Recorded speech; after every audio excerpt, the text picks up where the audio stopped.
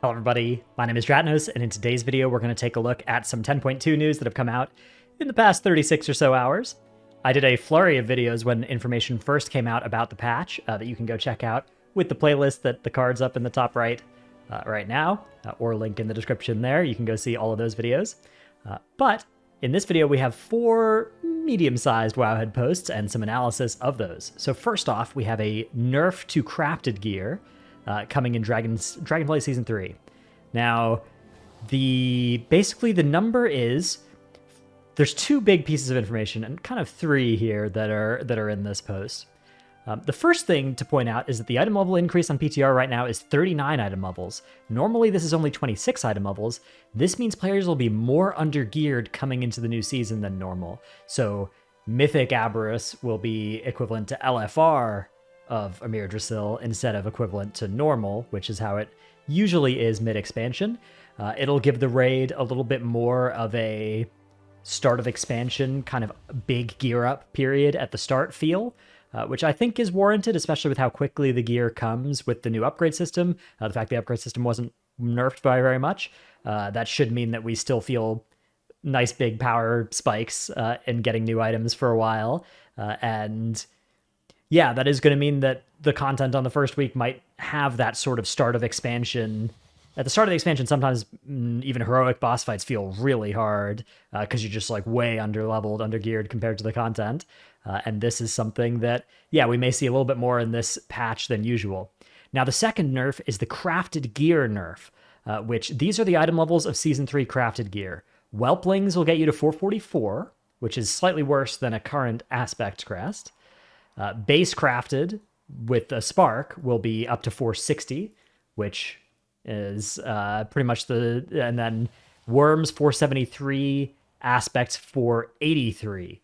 So this is 3 item levels lower relative to the content than aspects currently provide, because you can see Mythic Raid caps out at 489 and aspects cap out at 483.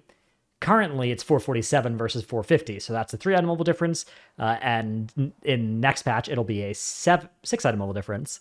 So crafted gear is getting a little bit worse on that side, and the other way that it's getting a little bit worse is that the myth track actually goes all the way up to 489, which means that effectively, right now, a crafted piece is as good as the best you can get in any slot, unless you can get Mythic Sarkareth or Mythic Neltharion loot in that slot, which doesn't even exist for every slot and is also, of course, gated behind 2 very difficult bosses. Next patch, if you're able to get Myth Track gear out of the Great Vault or even from early raid bosses, you will be able to be 6 item levels better than crafted. So it is a rather large nerf to how much crafted gear will be on a best-in-slot character setup. My guess is that being fully BIS next patch will involve having 0 to 1 crafted pieces, but that they will be great midterm first few months items, as they're still guaranteed whatever stats you want, but they will be 6 item levels worse than Myth Track fully upgraded stuff, which I think will be enough for all but the most stat hungry or specific trinkets. And of course you will need to be wearing 2 embellishments, which might actually kind of feel bad. You might have to have 2 low eye level embellishments, and we might see late in the patch a meta sort of develop around your embellishments being crafted onto like bracers and belts so that they're least impactful, having the low item levels in those slots. That'll be an interesting thing to see how that shakes out. But I was an advocate for crafted gear getting nerfed by 3 item levels.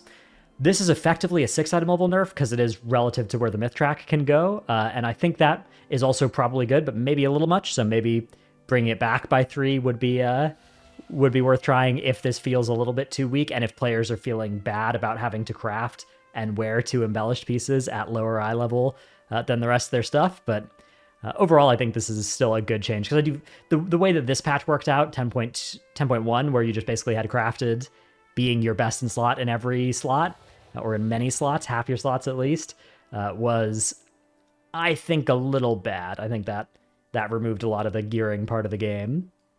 Okay, next piece of information was a clarification about the legendary axe Firalath, which comes from it's Farok's axe, and they've talked about there being progression towards it and making it feel like you're making progress towards it. So current theory is that it's probably some kind of quest or something in the raid where you kill Farrak maybe a certain number of times or something, or do some other stuff in the raid. But it's been clarified to be a strength two-handed axe that can only be used by paladins, DKs, and warriors. Previously, there was information that anybody who could wear a two-handed axe could get this, and that was wrong. It is only for paladins, DKs, and warriors. So that is the next little update here. The next thing is a nice little quality of life update that is coming in the patch, which is unallocating points within Dragonflight talent trees will no longer remove points from dependent trees further down the tree. Dependent talents further down the tree, which makes small adjustments better. So you should still ideally be using, some kind of an external. There's a talent manager add-on. I've been too lazy to get it, but I've looked at it. And I keep being like, oh, I really need to get that. That looks way nicer than doing this manually. But it is still going to be big, so. Let me show you guys what this means if I just put in some funny points here on my talent tree. I guess I have to put all my points in, huh? This is going to be a rather unprofessional video, but, we do what we can. See how fast I can speedrun putting all my talent points in.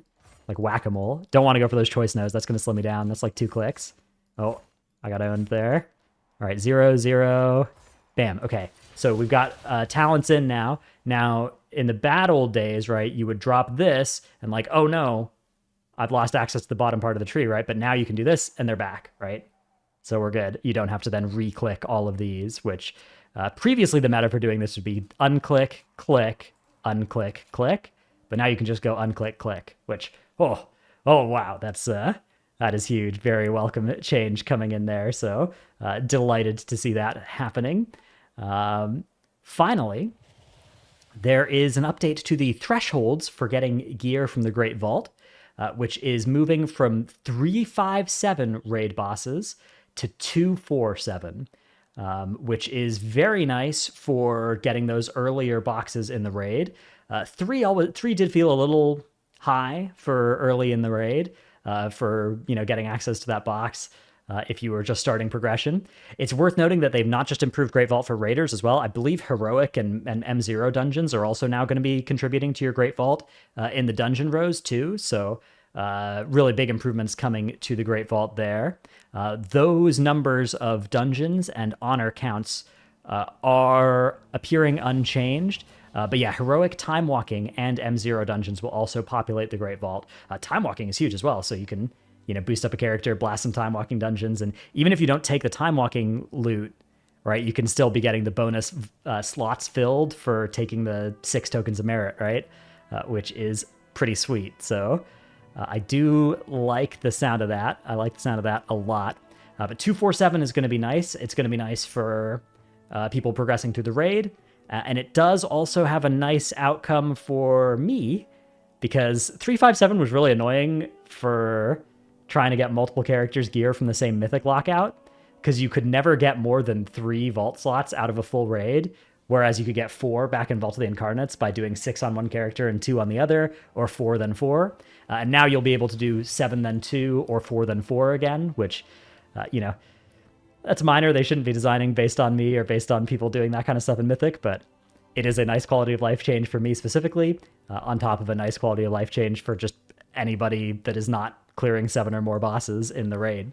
By the way, the math, it's still a 9-boss raid, so that math is there. One other correction I have to issue about previous videos. I talked about the dragon riding boss being not a important boss probably early in the raid. I was wrong about that. It's not one of the wing end bosses. It's actually the second to last boss of the raid that has the dragon riding mechanics. So the potential for that to be a catastrophe has gone up hugely in my perspective, and I am now worried about that, but, willing to give it a shot. But the second to last boss historically is where a lot of harm was done to raids such as Castle Nathria due to second to last boss design. So yeah, that one I'm now anxious. We'll see how it plays on PTR. But yeah. All right. That is the end of this video.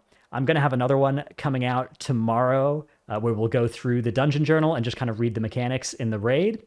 And then I'll probably be not posting any videos for maybe a week or so. I got my wisdom teeth coming out, so not going to be super easy. So probably we'll miss the next update, or it'll be delayed, of patch news, you'll have to go elsewhere to get that information. But then as soon as I come back, I will try to get all of the stuff that I missed between now and then, so that you, if you're coming back later and you're watching through all these in sequence, you will not miss anything.